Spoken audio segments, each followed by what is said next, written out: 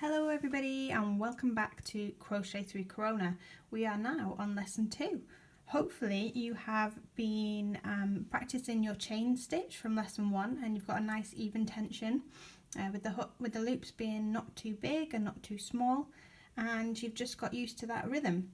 So now we're going to take that chain stitch and hopefully you actually already took that chain stitch and made one of our Crochet Through Corona bracelets. I'm still sporting mine, hope you're enjoying yours. But we're going to take that chain stitch and we're going to turn it into a swatch. So first we're just going to learn the basics of how to do a single crochet, and then in the next video we will develop it a bit further to make a bigger square that you can use for whatever you want really, but we'll come back to that later. So for this video you will need your yarn and your hook. It's that simple. So we'll quickly recap what we learnt in the last lesson. Make sure you've loosened off a load of yarn first so that you're not battling with that as you go. And then take the end, pinch it between your finger and thumb, and we're going to make a slip knot ready to attach to our hook. So we're taking it over and we're pulling it a good way down because we do want to make sure there's a nice tail at the beginning of our swatch. Then we're going to use our thumb to push the yarn up and pinch between your thumb and finger.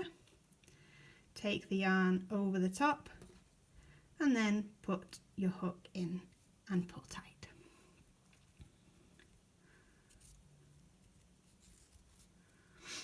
Okay, and there we have it. So we're then going to take the tension of the yarn. I like to wrap it around my little finger and over the top of my index finger, and then pinch the knot. And then we are attached and we're ready to start our chain. So our chain is the basis of a lot of crochet projects. So we will need to start up with our chain. So we're going to yarn over, putting our yarn round the hook, pinching it in the tip of the hook there, and pulling through the loop. I'll show you that again. We're going to yarn over, pinch it in the hook and pull through the loop that's on your hook. And remember that we don't want to do too big a loop, so we don't want to be having it dead loose like that, because A, it'll be really tricky to work out what bit's what, and B, it'll just make your work look really messy when you're coming back along it. And we don't want to pull it too tight like this, else we won't be able to get our hook through. So you want to find a nice even tension. You can do that by just pulling it up and down on your hook, using your finger to take the tension like that. And we're going to wrap it round, yarn over, pull through. We've got another chain.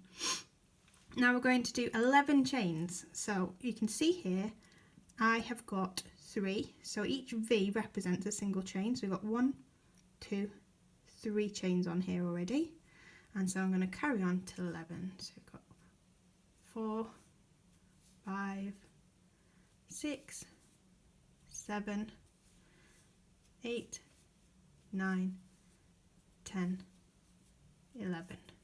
Right. Now, this last chain here is actually our turning chain. So this is the chain that is going to come up the side to allow us to turn back and crochet back along the row. So we will actually only have 10 stitches when we come back, because this last chain isn't going to be counted as one. Now when we're crocheting back, we are going through the top loops of these V's. Can you see all the V's along here? And we're going to insert our hook just underneath the top of that V.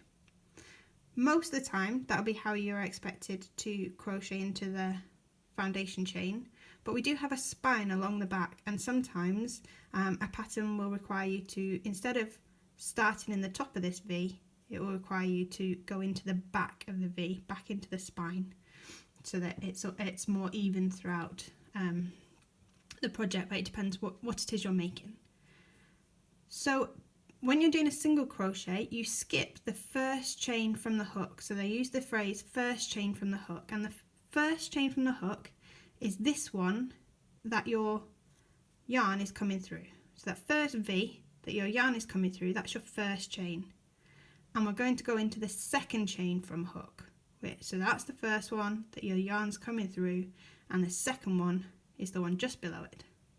And we're going to insert our hook just underneath that top bit of the V, like so.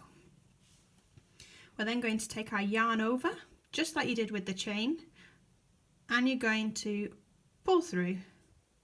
And now, instead of having one loop on your hook like you did with the chain, you've got 2 loops on your hook.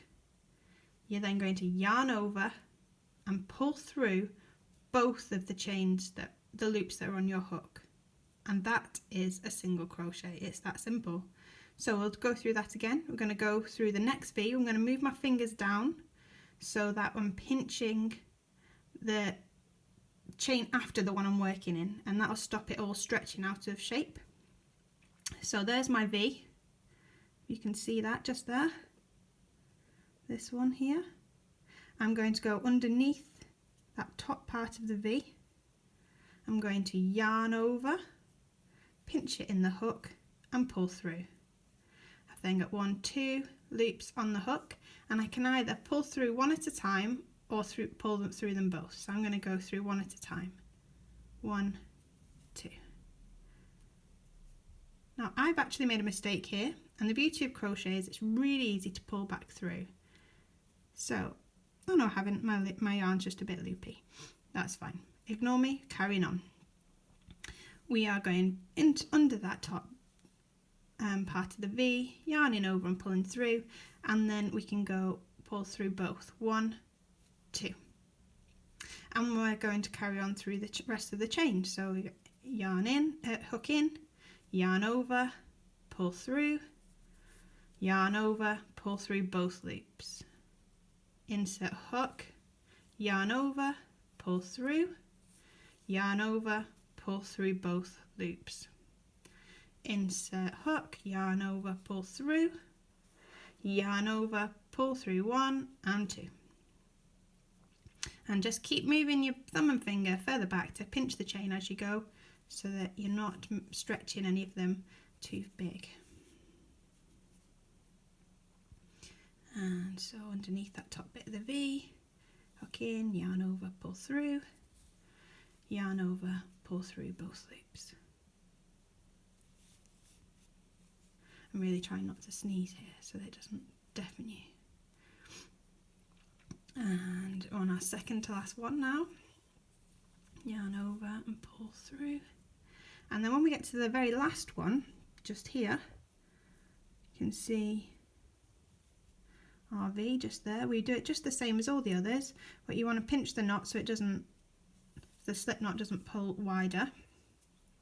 And then you're just going to pull through, yarn over and pull through both. And we have completed our first row of single crochet. Now we should have 10 stitches, because if you remember we did a chain of 11 and then one of them was the turning chain, so we skipped the first stitch. So we should have 10, and we count that by looking at the V's just again. So we've got 1, 2, 3, 4, 5, 6, 7, 8, 9 and 10. This last one on the end here is our 10th. Now when we've finished a row, we simply have to turn our work to go back, but before we do, we have to do a chain stitch to allow us a turning chain so that we can start working backwards. And a chain stitch, a turning chain is just the same as your foundation chains. We yarn over, pull through, and there we have it, our chain stitch. I'll just remind you of that again.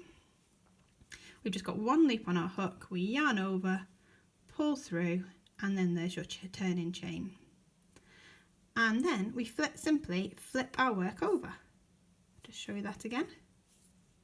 That's the way we were going. We're going to flip it over and we're going to go back along. So we start by going underneath both parts of the V that marks the stitch. So this is the first stitch just here, and we're going to go under both parts of it. Inserting our hook underneath. There's the V, both parts of it on our hook. Yarn over, pull through, yarn over and pull through both loops. And the same in the next one. You can either look at it from the side and you can see the gap between the two stitches, or look at it on the top and make sure you go through both parts of the V. And yarn over and pull through, yarn over through both loops. Insert hook, yarn over, pull through, yarn over, pull through both. Just always checking that you're going through both parts of that V, and I'm going to carry on to the end.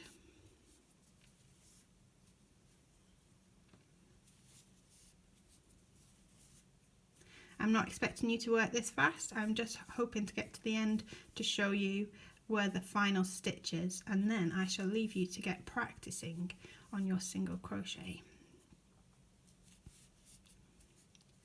Now we're looking for 10 stitches, so if we count, we've got 1, 2, 3, 4, 5, 6, 7, 8, 9, so we need to do one more. So this last one on the end here is our final stitch. It's always the most tricky to work into, so you might need to just be, it might be a bit fiddly at first. You've got to make sure you get both parts of the V over your hook. So just double check it for the first few times that you're doing it. And then can you see I've got both parts of the V.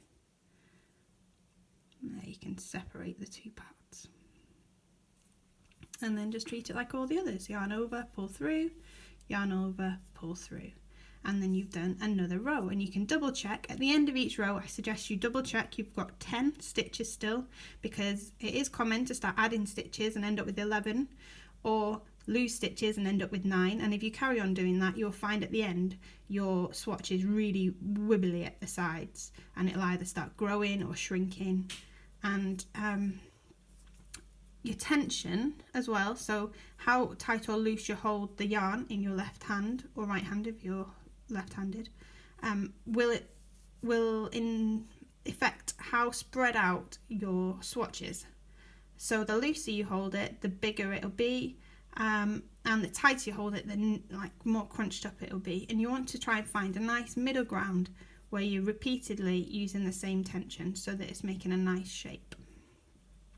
And just to remind you, when you get to the end, you do a single chain stitch to allow you to then turn the work round and go back across, starting in that first V there, not the one that your loop's coming through, the one next to it. And you just insert hook, yarn over, and like that. And then you've got your first stitch. Now I'm going to leave you to practice making a nice square or rectangle, however much you want to practice, to make sure you're getting a nice straight edge, just like we have on this square here. And then when I come back in a bit, we are going to practice making a square, a bigger square that you can use as a washcloth. Hopefully that has all been fairly self-explanatory. If you have any questions, please do comment below or send me a message via the social media links, and I will be really happy to help. I hope you've had a good morning or good day, enjoying the sunshine, and I hope that you are enjoying some crochet therapy. If you have any feedback, I would love to hear it, so please do let me know how your crochet journey is going so far, and I shall see you in the next video.